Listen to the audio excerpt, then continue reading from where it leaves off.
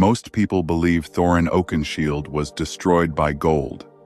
That explanation is comforting. A king wanted treasure. A king lost his mind.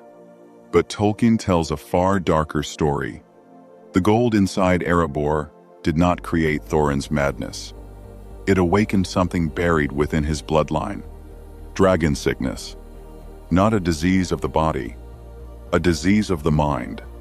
An obsession with legacy, ownership, control, a fear of loss disguised as pride. Thorin spent his entire life trying to outrun it, only to walk directly into its jaws. Long before the quest, long before Bilbo, Thorin was already a refugee. His homeland was gone, his people scattered, his family broken. For him, reclaiming Erebor was never about wealth. It was about reclaiming the past. But history cannot be reversed. Loss cannot be undone. And Thorin never accepted either. The defining moment of his life came at Azanulbizar, one of the bloodiest battles in Middle-earth. His family collapsed. His shield shattered. His weapons failed. Everything he trusted disappeared. Then he tore a branch from an oak tree and survived. The world remembered the hero. Psychology remembers something else. Azanulbizar taught Thorin one lesson. Everything fails. Systems fail. Weapons fail. Kings fail. If survival is to be guaranteed, control must become absolute. The dwarves won the battle. But Thorin carried away something far more dangerous than defeat. Trauma, the kind that disguises itself as determination. Years later, people saw confidence, strength, authority. They never saw the man still standing on the battlefield, still trying to prevent another catastrophe, still trying to build a world where loss could never happen again. And when someone spends enough years trying to eliminate uncertainty, they eventually sacrifice everything for the illusion of control. By the time Thorin met Gandalf, he was no longer a prince, no longer a king. He was a refugee, a descendant of greatness living among ruins. Exile was never a waiting period. It was survival. For decades, Thorin lived in the Blue Mountains, working as a blacksmith, forging tools, trying to preserve the fragments of a civilization already fading into memory. He carried royal blood, yet watched his people scatter across foreign lands. That is why the quest mattered. Not as an adventure, as a struggle for cultural survival. When Thorin assembled his company, he was not building an army. He was building an infiltration team, a desperate mission against an enemy far beyond his strength. That is why Bilbo mattered, not as comic relief, as the only strategy that still had a chance. Smaug could not be defeated by force, only through stealth, patience, intelligence. Thorin had already learned what happened when weaker armies challenged stronger ones. Azanulbizar taught him that. Exile reinforced it.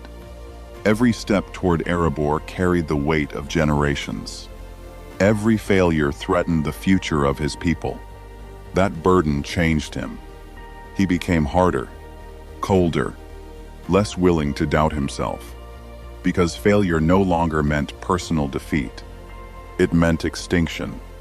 The tragedy is that Thorin's greatest strength became his greatest weakness.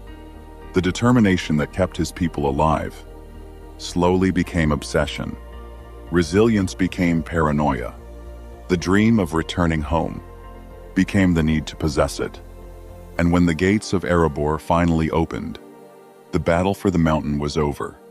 The battle inside Thorin had only just begun. Most people believe Smaug was the final enemy. He was not. The dragon left the mountain. But something else remained. The treasure, the legacy, the expectations of centuries. And at the center of it all stood Thorin. For the first time in his life, he possessed the thing he had spent decades pursuing. Yet instead of peace, he experienced collapse.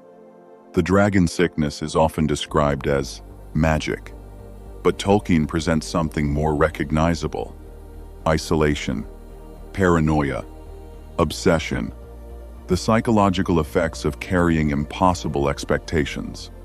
Every piece of gold represented history. Every artifact represented legitimacy. Every treasure represented proof that his suffering had meant something. And at the center of that symbolism stood the Arkenstone. To outsiders, it was merely a jewel. To Thorin, it was validation itself. Proof that he deserved the crown. Proof that he had not failed. Proof that exile had meaning. That is why his behavior became so irrational. He was willing to starve allies, risk war, destroy friendships, and sacrifice everything for a single stone. Because the stone was never the objective. The stone represented identity. Without it, he feared becoming nothing.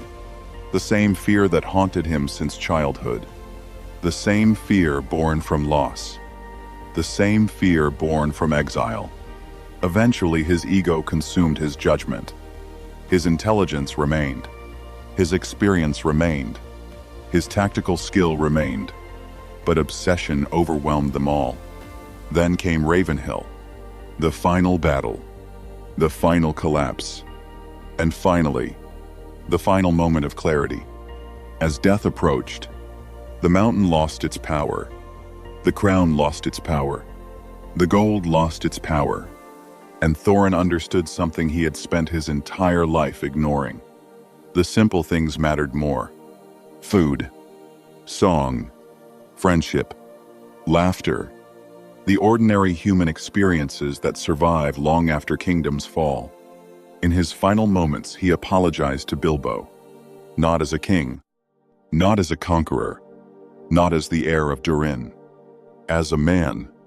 For the first time in years, perhaps for the first time in his life, Thorin let go. And that is the final tragedy.